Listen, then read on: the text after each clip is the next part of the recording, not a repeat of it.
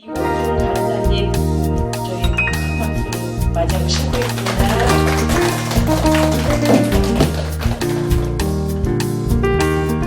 네, 반갑습니다.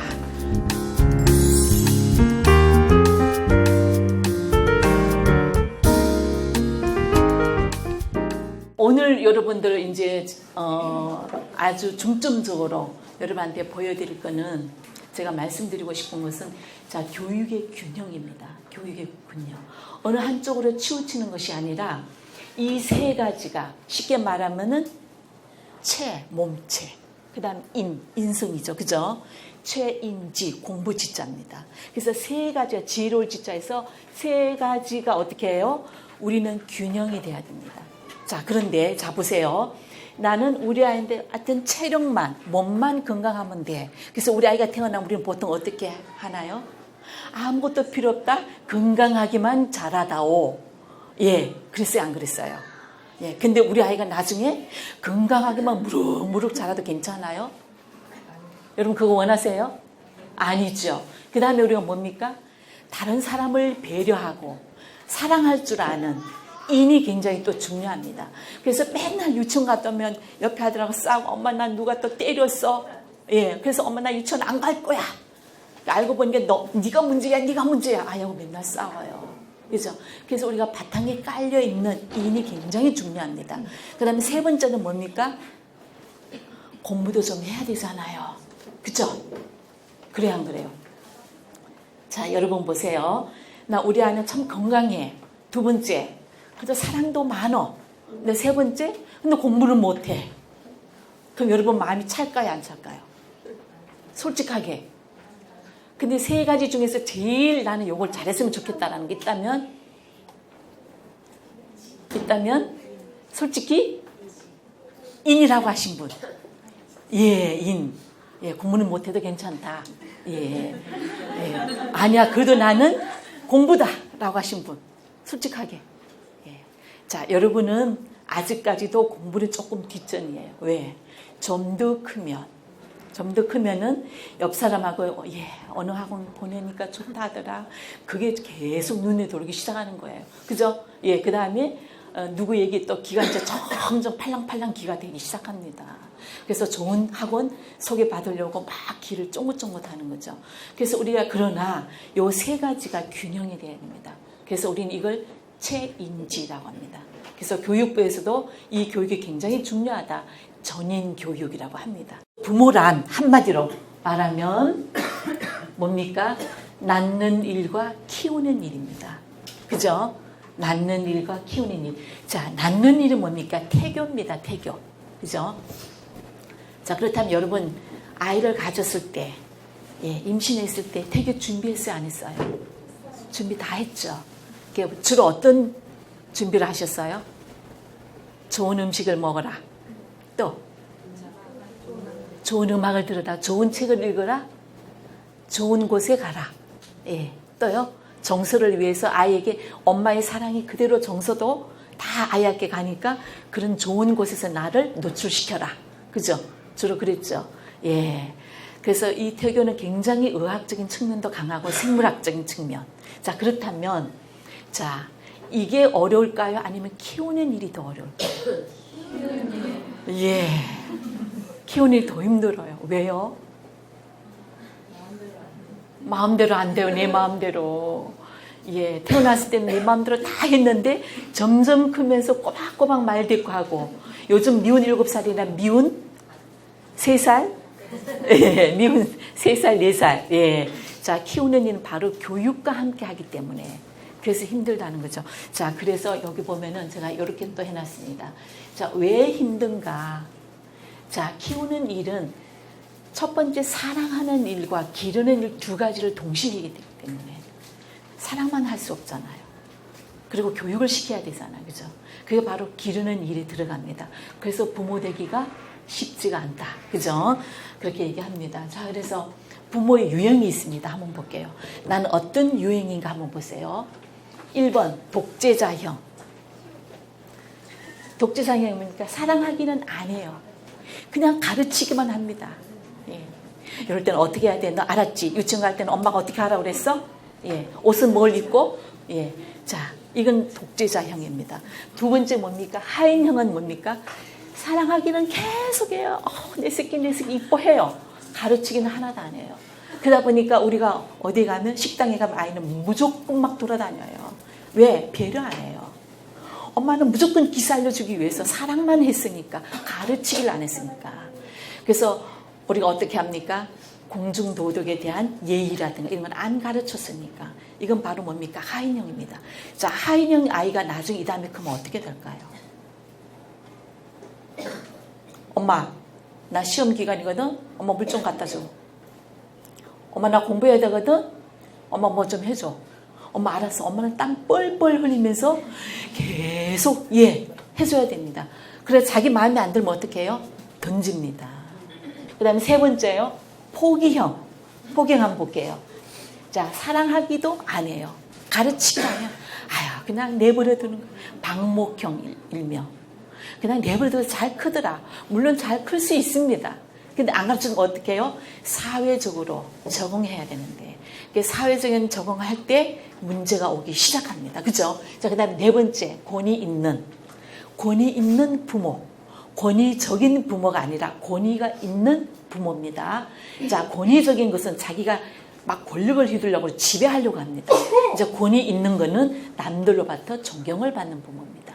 쉽게 말하면 자녀가 나는 우리 엄마가 최고야. 난 우리 아빠가 최고야. 난 다시 태어나도 우리 엄마 아빠를 밑에서 태어나고 싶어.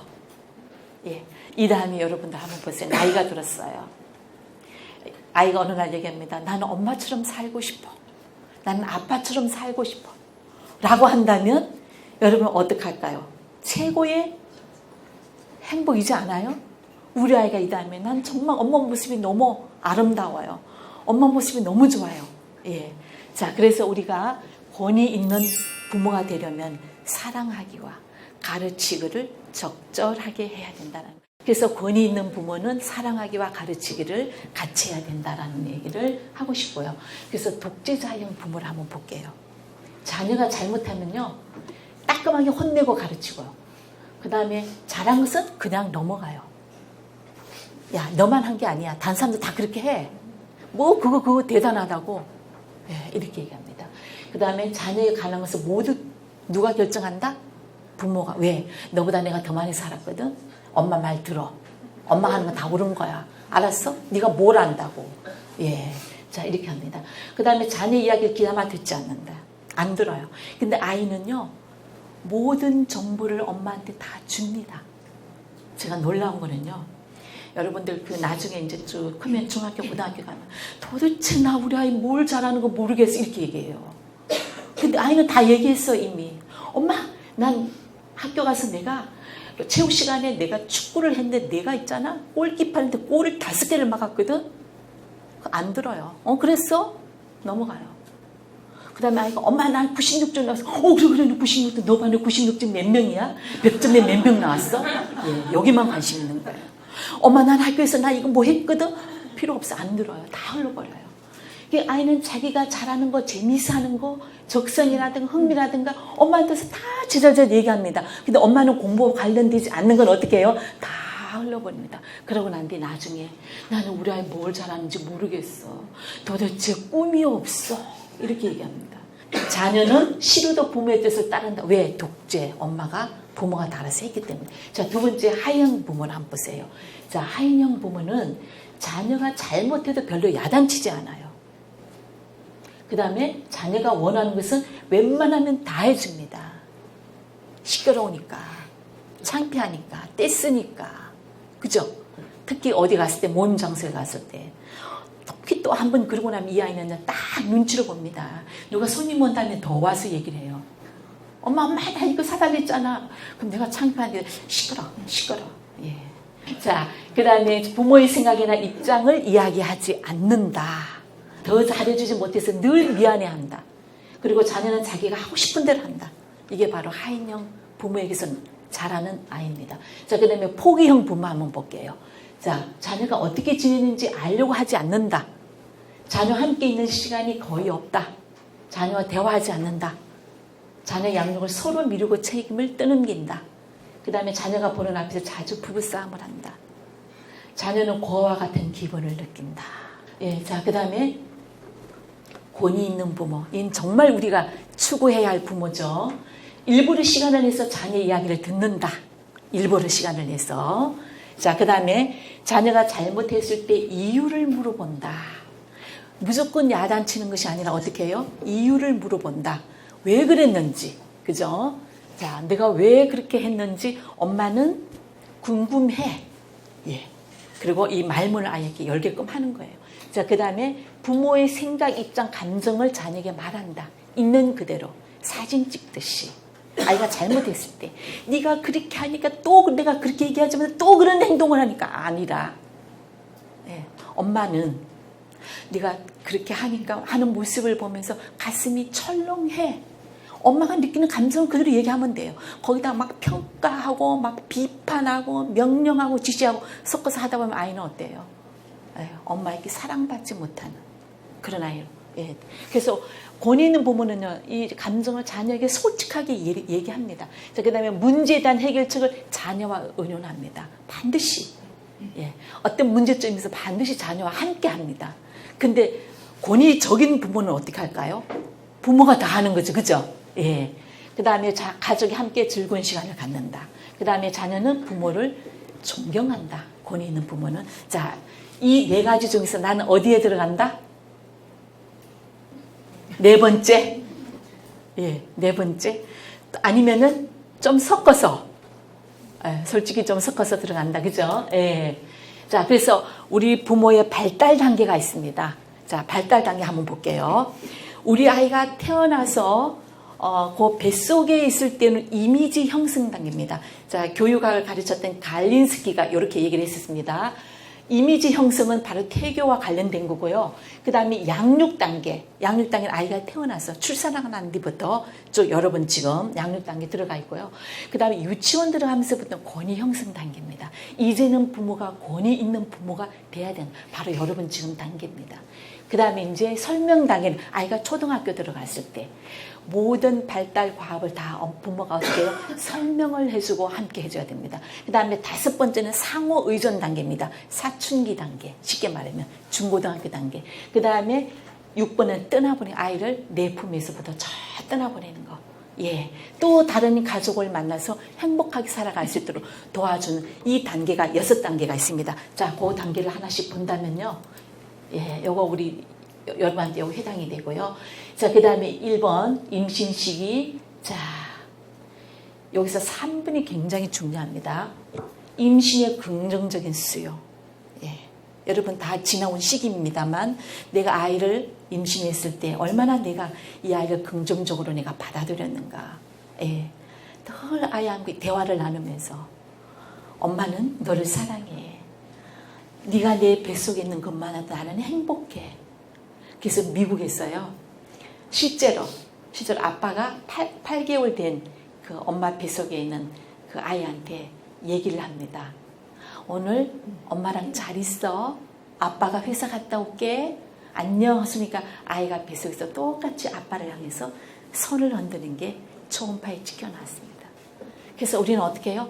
다 듣습니다. 우리 아이는 바깥에서. 안 듣는 것 같으죠? 다 듣습니다. 그래서 여러분 아시죠? 내가 즐겨했던 음악에 아이들이 태어나서 반응을 한다는 거. 그 음악을 틀어주면 아이가 반응한다는 거 아시죠? 예. 그래서 이 태교도 굉장히 중요합니다. 정서, 성격 다 엄마로부터 다 받습니다. 기질적인 거 다 받습니다. 예. 그래서 태교도 굉장히 중요하고 그래서 아이에게 태아에 대한 이미지 형성을 하는 단계고요. 자, 여기서 중요한 게 또 5번입니다. 자, 부부가 합의하여 부모상을 정립하는 거. 나는 이 다음에 이 아이가 태어나면 난 어떤 아빠가 될 것인가. 나는 이 다음에 이 아이가 태어나면 어떤 엄마가 될 것인가. 이게 바로 이미지 형성 단계를 지났다면 그 다음에 여러분한테 해당되는 게 바로 양육 단계부터 해당이 됩니다. 그죠? 예, 우리 아이가 출산해서 3세 자, 지나왔죠? 그죠? 지나오면서 보세요. 여기서 정말 중요한 게 부모와의 신뢰입니다. 그 다음에 애착 형성 시기입니다. 내 아이가와 어떤 스트로크를 주고받나 쉽게 말하면 어떤 신체적인 터치를 했느냐. 예. 그 다음에 달라진 가족관계, 역동성. 예를 들어서 우리 주위에 뭐 삼촌도 있고 큰아버지도 있고 할아버지도 계시고 이런 그런 어떤 역동성을 잘 이해하도록. 그래서 요즘 그렇다면요, 가족에 대해서 물어보니까 할아버지는 가족이 아니다라고 대답한대요. 아이들이. 가족이 아니에요? 가족이잖아요. 그 다음에 작은 아버지는요? 가족 아니에요? 친척이에요? 가족이에요? 가족입니다, 여러분. 여러분도 모르니까 아이들은 더 모르죠. 왜? 안 가르쳤으니까. 그죠? 안 가르쳤잖아요. 아니, 같이 살고 있는 할아버지도 친척이라고 대답한대요. 아니면 좀 떨어져 있다고 친척이라고 대답한대요. 직계인데도 불구하고. 예. 그래서 이 달라진 가족 관계, 요때 이 정말 가족에 대한 역동성에 대해서 이야기해줘야 되고요. 아버지가 참여를 해야 됩니다. 아버지가 적극적인 육아 참여해야 되고, 아까 말하는 몸 튼튼, 마음 튼튼, 공부 튼튼, 그죠? 이게 바로 기초가 바로 지금 해당이 됩니다. 그래서 얼마나 이 단계가 중요한 단계인지 몰라요. 그러면서 이제 아기들의 생존 전략을 나타내기 시작합니다. 이게 바로 애착입니다. 막 울기 시작해요. 울면서 내가 어떻게 오줌을 쌌을 때 어떻게 해요? 막 울면서 엄마 나 기저귀 갈아다오. 근데 빨리 안 갈아주면 아이가 어때요? 힘들어요. 그래서 점점점 시간이 지나도 안 갈아주니까 아이가 어때요? 엄마는 믿을 곳이 못 되는구나. 예, 이 세상은 믿을 곳이 못 되는구나 하고 시작하게 해요, 아이들이. 자, 그 다음에 하나씩 볼게요. 애착이란, 제가 애착이 굉장히 중요하다고 그랬죠. 내가 어떤 애착 관계를 가졌느냐. 태어나서 1년 동안입니다. 1년 동안의 이 피부 접촉입니다. 예, 피부 접촉은 애착 형성의 씨앗이고, 애착은 아기의 생명이다. 얼마나 중요한지 몰라요. 그 다음에 신뢰감을 형성하는 마음속의 베이스 캠프다. 우리가 산을 오르면 베이스 캠프가 굉장히 필요한 것처럼 이 아이 한 인간이 성장하기 위해서는 바로 베이스 캠프가 바로 애착 단계입니다.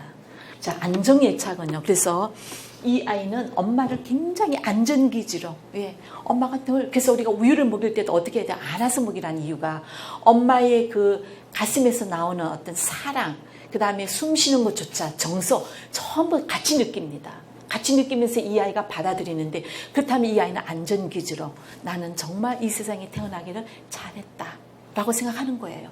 그리고 이제 낯선 사람에 대해서 거부감이 좋고 잘 어울립니다. 그래서 이 아이는 엄마가 이제 늘 함께하는 엄마는요, 예를 든다면 이런 엄마입니다. 직장에 물론 가도 집에 와서 할머니한테 맡겨졌지만은 아이 먼저 안아주면서 아이 충분히 놀아주고, 그 다음에 내 할 일을 하는 사람과, 직장에서 너무 힘들어 피곤해요. 집에 오면 아이들 귀찮아요. 이따가 엄마 이거 좀 해놓고 있다가, 이 아이는 어떨까요?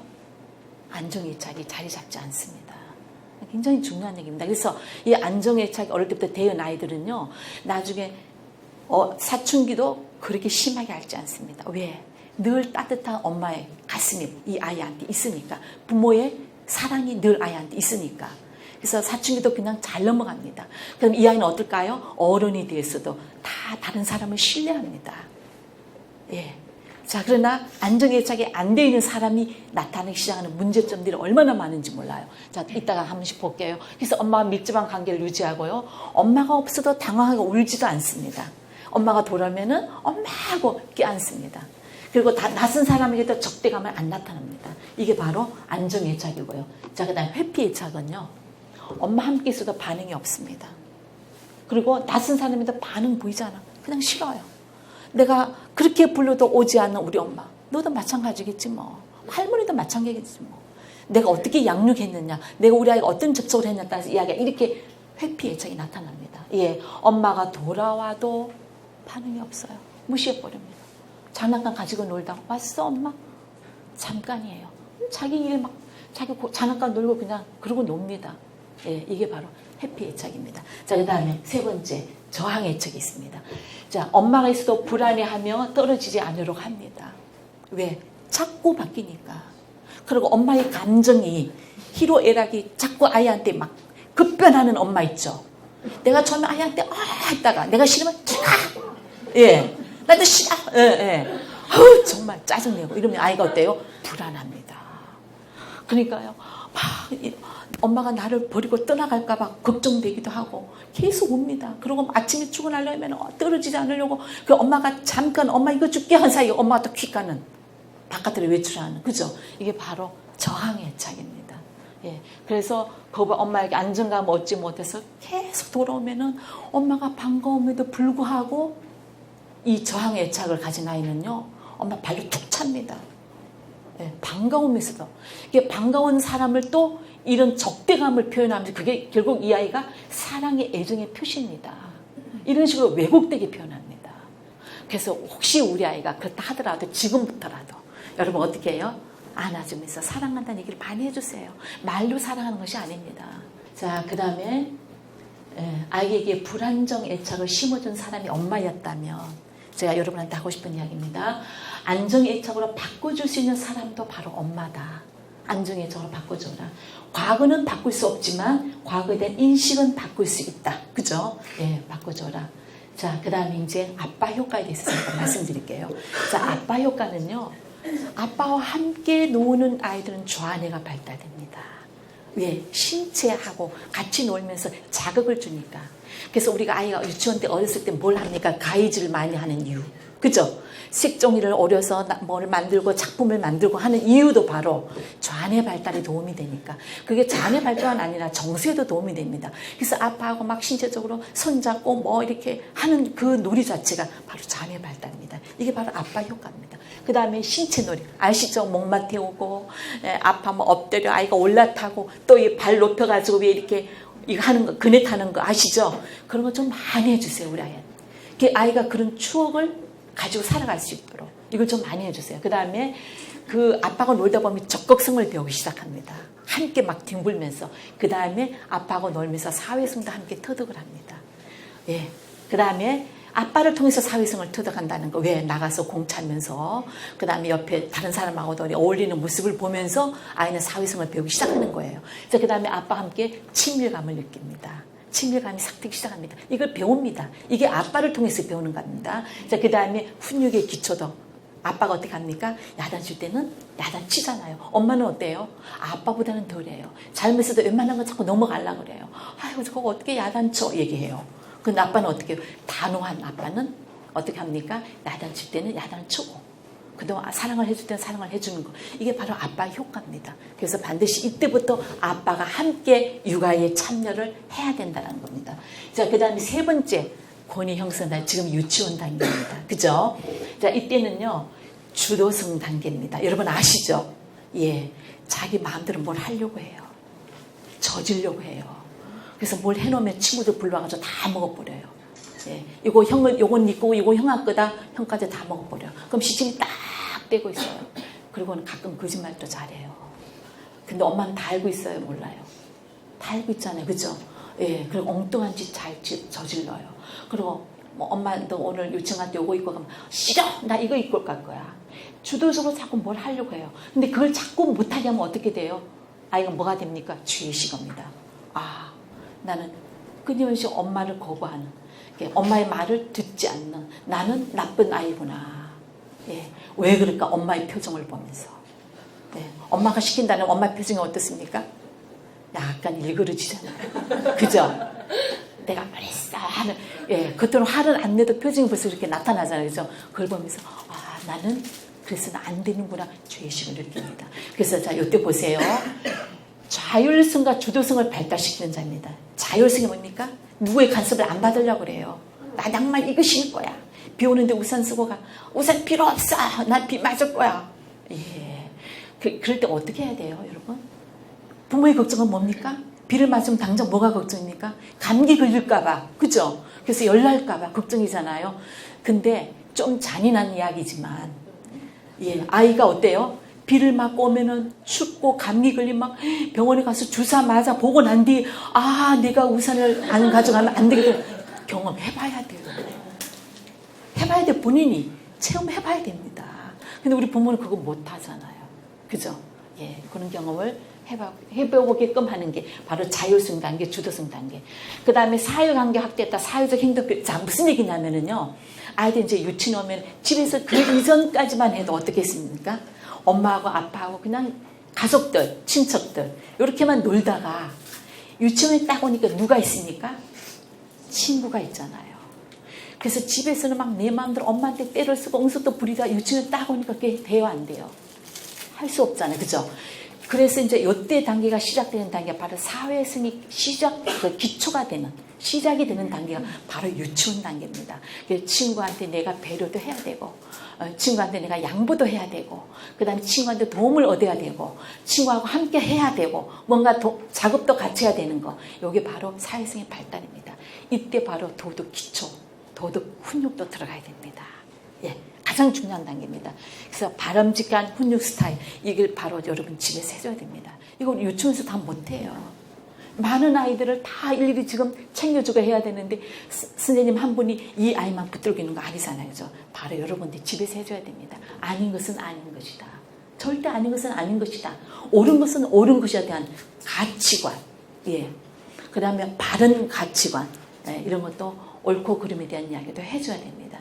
그래서 이 단계가 굉장히 중요하고요. 자, 그래서 이 단계, 주도성 단계 때, 자, 아이가요, 목표를 세우고 활동을 계획하고, 예, 할 수 있도록 여러분들이 도와줘야 됩니다. 그냥 무조건 뭐, 지 나름대로 하는 게 아니라, 이때는 자아 중심성이 나타납니다. 내가 뭐든지 할 수 있다라는 거. 자기 위주로 뭔가 하려고 하는 첫 번째 나타나는 자아 중심성입니다. 청소년기에 나타나는 자아 중심성하고는 다릅니다. 예, 이때 나타나는 거는, 예, 자기가, 예, 뭐든지 할 수 있는, 예, 그리고 자기 주도적으로 하는 요 자아 중심성입니다.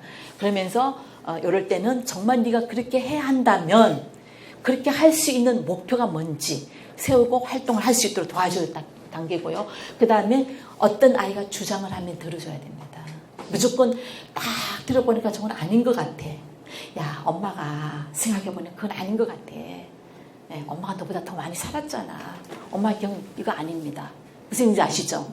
아이 주장이 설사 내 마음에 안 들더라도 들어주면서, 그래서 그 아이가 잠깐 아닌 거를 체험하면서 아이가 다시 돌아올 수 있도록 이런 기회를 주라는 거예요.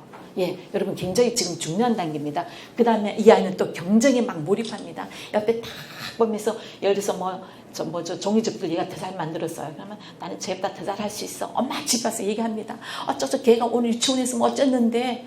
그러고 막 싸우는 것까지도 얘기를 해요. 엄마 내가 대장이야. 뭐 제가 근데 우리 반에 또 뭐 어떤 애가 있어서 막 바로 이 경쟁 속에 딱 몰입하는 단계 바로 이 단계입니다. 예, 뭐든지 경쟁하려고 합니다. 그 다음에 자, 이때 중요한 게요. 자기를 세계의 중심으로 인식하면서 좌절이 되면은 그 좌절되는 경험도 맛봐야 되는데 요걸 경험을 안 보게끔 해주는 부모의 문제가 있습니다. 무슨 얘기인지 아시죠? 자기는 이 세계 중심입니다. 예. 그래서 나는 뭐든지 할 수 있어 라고 생각합니다.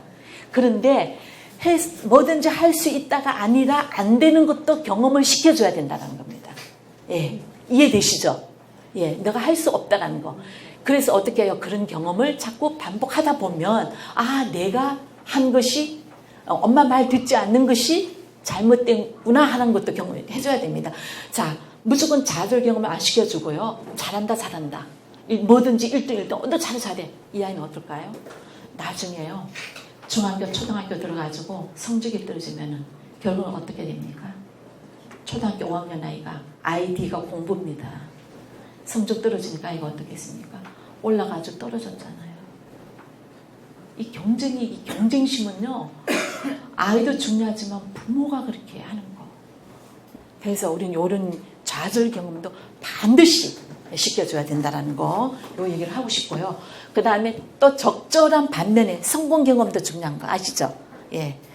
정말 하고 나니까 내 위주로 뭔가를 했을 때 이루었던 성취감, 보람, 이런 것도 느끼게 해주라는 거.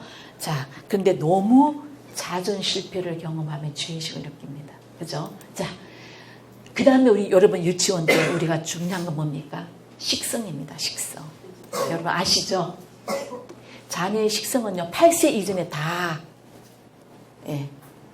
이렇게 습관화됩니다. 자, 그래서 어떤 아이가 고등학교 2학년, 고등학교 1학년 돼도 팔을 못 먹는 아이가 있습니다.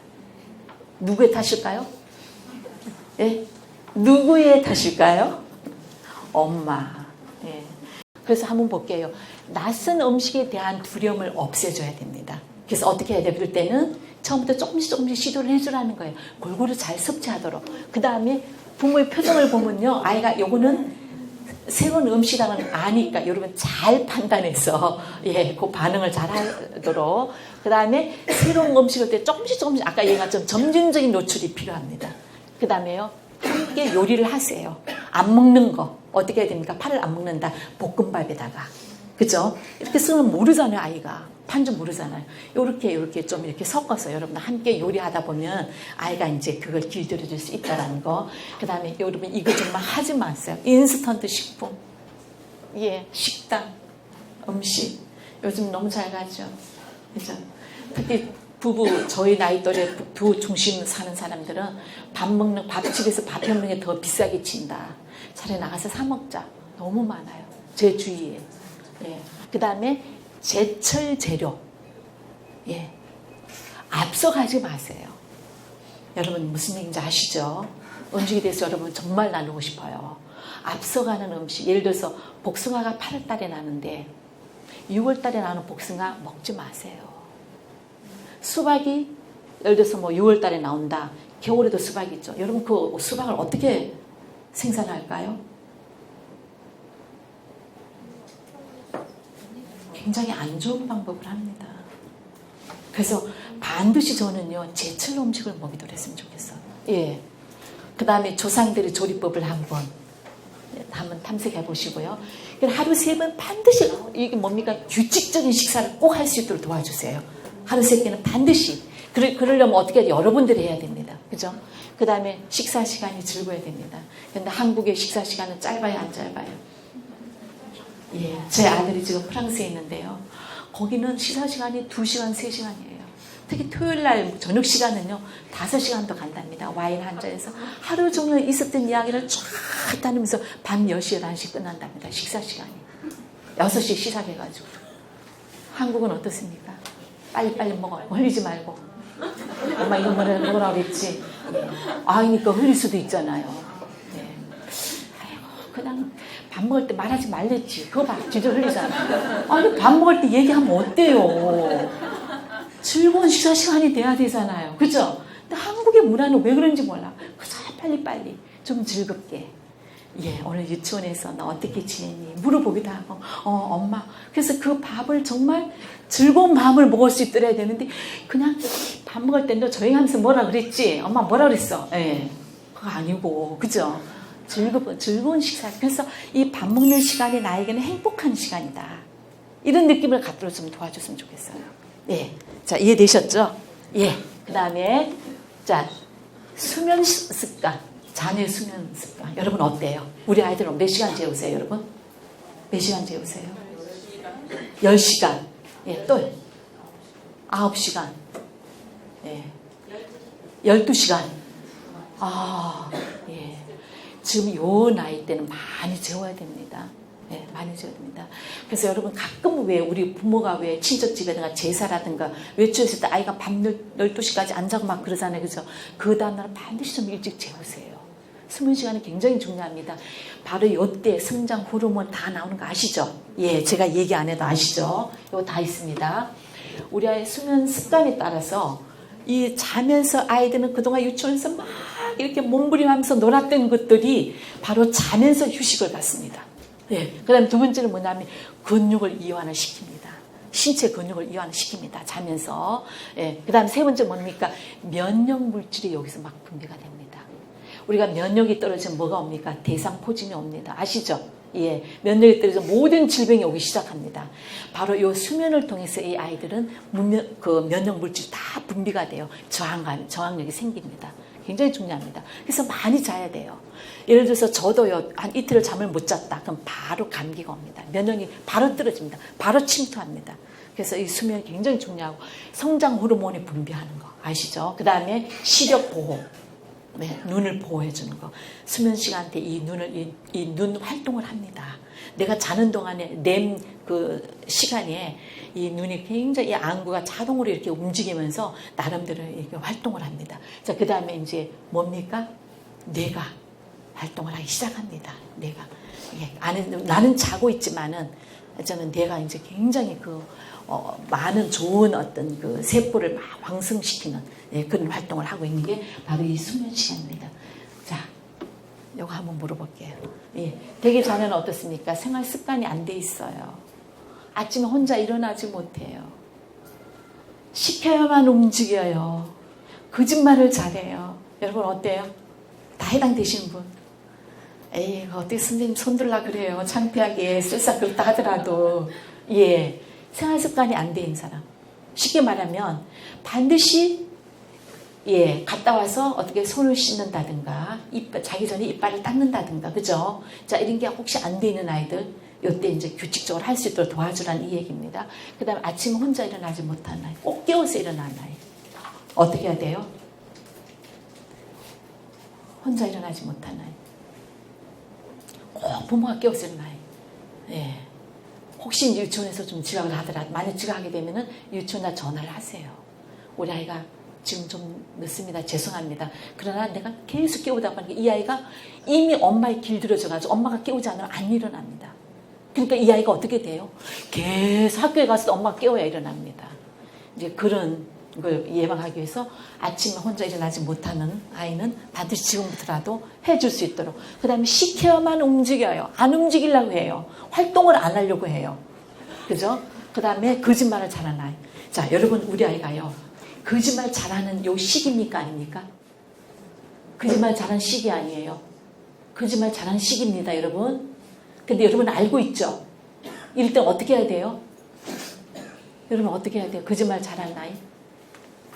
계속해서 지속적으로 거짓말을 계속하는 아이한테는 반드시 엄마의 얘기가 들어가야 돼요. 그죠? 훈육이 들어가야 됩니다.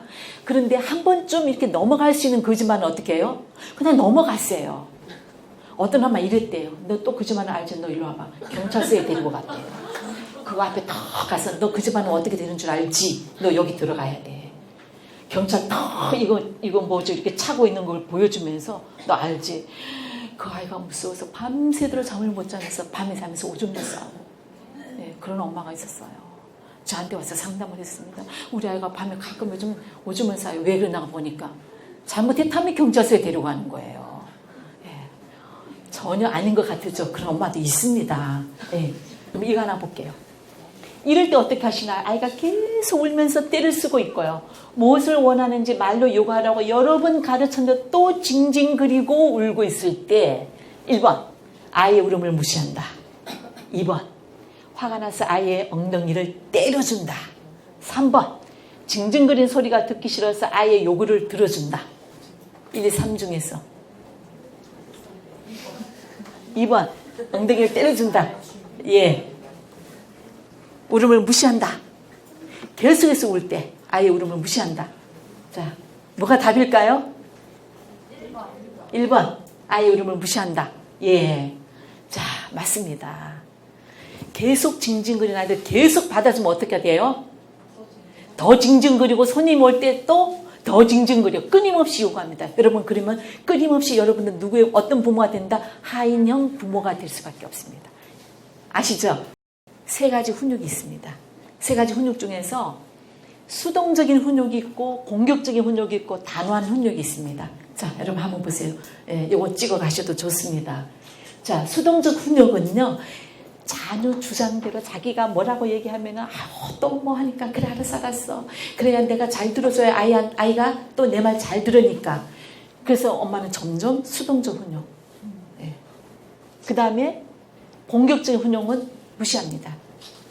자, 우리가요 너무 많은 때를 쓰면 어떻게 하라고 했습니까? 우리가 행동의 변화를 위해서 일단은 무시하라고 그랬죠. 그죠? 근데 어쩌다가 그런 건 어떻게 해야 됩니까? 단호한 훈육이 필요합니다. 그래서 확고한 방침을 가지고 그 행동에 초점을 맞춰서 네가 그렇게 뛰면, 예를 들어서 이제 아파트에 산다. 네가 그렇게 뛰면 어떻게 됩니까? 분명한 행동. 네가 이렇게 뛰어다니면, 계속 높이 뛰면 아래층에서 또 올라와서 엄마한테 얘기할까 봐 엄마가 걱정이 되라는 얘기를 반드시 해줘야 됩니다. 내가 너 그렇게 뛰지 말랬지. 너가 지금 벌써 몇 번째 이게 아닙니다. 예, 우리는 자꾸 그렇게 얘기해요. 거기다 막 평가적으로 비판하고 막 지시하고 너 한 번만 더 말 안 들으면 너 이 다음에 너 엄마가 뭐 예, 이게 아닙니다. 위협적인 말이 아니잖아요. 그죠? 어떻게 해야 됩니까? 계속 뛰면 엄마가 걱정이 돼. 왜? 또 아래층에서 올라와서 엄마한테 항의하면 엄마는 정말 너무너무 힘들어. 얘기하면 되잖아요. 그죠? 그 얘기는 다 빼버리고 그냥 아이한테 네가 지난번에 얘기했는데 너 벌써 몇 번째야. 내가 그렇게 하면 너 어떻게 할 줄 알지? 예. 그러니까 아이 이제 주눅이 드는 거죠. 그죠? 그 다음에 자녀가 잘못된 행동을 했을 때 나타나는 이렇게 왜 잘못하느냐 들여다보니까 아이들 요렇게 해야만 내가 관심을 끌 수 있다라고 생각하고 요렇게 해야만 내 마음대로 그 속에 내가 부모한테 들어갈 수 있다. 요렇게 해야만 사랑받을 수 있다라고 생각하기 때문에 아이들은 이런 행동을 합니다. 그러면서 자 부모를 그때는 어떻게 해야 되느냐. 요 찍어 가세요. 여러분. 필요합니다. 자 부모는 어떻게 해야 되느냐. 잘못됐을 때 관심 끌기를 지속적으로 하면은요. 그때는 일시적으로 어떻게 해요? 잘라버리는 겁니다. 무시해버립니다. 그죠? 예. 그 다음에 긍정적인 행동을 할 때 자꾸 이제 칭찬을 해주는 겁니다. 그랬을 때 그리고 또 지속적으로 할 때는 계속 바꿔주는 겁니다. 네가 만약에 그것보다 이렇게 했을 때는 어떻게 됐을까? 네가 만약에 춤추는 것보다 노래를 부르면 더 잘할 수 있지 않을까? 이런 식으로 자꾸 이제 돌려주는 겁니다. 이해되셨죠? 그래서 이런 식으로 한번 그래서 아이가 진짜 사랑받고 있다는 것을 깨달을 수 있도록 자꾸 도와주는 거. 예. 이런 행동을 할 때. 예. 그 또 하나는 이 아이 때 특히 유치원 아이한테 뭘 합니까? 음성 정보 듣는 거. 그죠? 그래서 옛날 이야기라든가 이런 책 읽어준 거 이런 것을 엄마가 좀 자주 해주세요. 예. 음성 정보 처리 능력을 이때 길러줘야 됩니다. 그 다음에 이제 문자 정보는 생활 속에 이제 한글 공부라든가 이런 거는 뭐 여러분들이 얼마든지 지금 하겠지만 요걸 잘 안 해줘요, 요걸. 음성 정보. 엄마의 목소리를 들으면서 아이들이 어떻게 해요? 그 속에서 이렇게 이미지를 합니다. 상상을 합니다. 아, 옛날에 뭐 그랬구나 하고 머릿속에 막 쫙 나갑니다. 그래서 막 허니문을 떠납니다. 무슨 얘기냐면 막 상상의 나라를 쭉 시작되는 게 바로 요 시기입니다. 그래서 이제 초등학교면 그 날개를 더 펴니다. 그래서 우리가 이런 말 있잖아요. 유치원과 초등학교 저학년 때는 공부하는 책상을 저기 창문 밑에다 두지 말고 벽 쪽에다 둬라. 예. 무슨 얘기인지 아시죠? 근데 거기 이제 조금 더 올라가면은 더 많은 왜냐면 그 안에서 이제 이런저런 생각을 많이 할 수 있도록 집중력을 키울 수 있도록 도와주고, 그 다음에 고학년이 되면 이 허니문을 더 많이 떠날 수 있도록 상상의 날개를 더 많이 펼 수 있도록 창문 밑에 세상 창문을 열어보면서 세상을 전부 다 이렇게 상상할 수 있도록 바로 고학년 되면 창문 밑에다가 책상을 둬라. 왜 저학년 때 유치원 때는 왜냐하면 산만하지 않도록. 예. 그리고 의자도 반드시 고정 의자를 둬라. 왜? 회전 의자는요, 뭐 왔다 하다 막, 우리 아이가 왜 이렇게 산만한지 몰라. 본인이 그렇게 한 거예요. 엄마가 그렇게 의자를 그렇게 갖다 준 거예요. 그죠? 그래서 산만하지 않으려면 그렇게 해줘라. 지금부터라도. 그래서 우리 부모들은 어때요? 한번 의자가 비싸니까 높낮이 조절해가지고 하잖아요. 그죠? 내가 돈이 좀 들더라도 저학년 때는 반드시 고정 의자를 두고 혹시라도 그것도 바꾸기 힘들면 바로 발 밑에다가 방석을 깔아주세요. 방석을 깔아주고 발을 고정시켜주세요. 그래서 많이 왔다 갔다 안 하도록, 산만하지 않도록. 그래서 머릿속에 끊임없이 상상의 날개를 좀 좁힐 수 있도록 도와주세요. 그래서 우리 아이가 음성 정보 처리 능력을 이때 길러줘야 된다는 거 잊지 마시고요. 네, 오늘 여기까지 할까요? 네. 수고 많으셨습니다.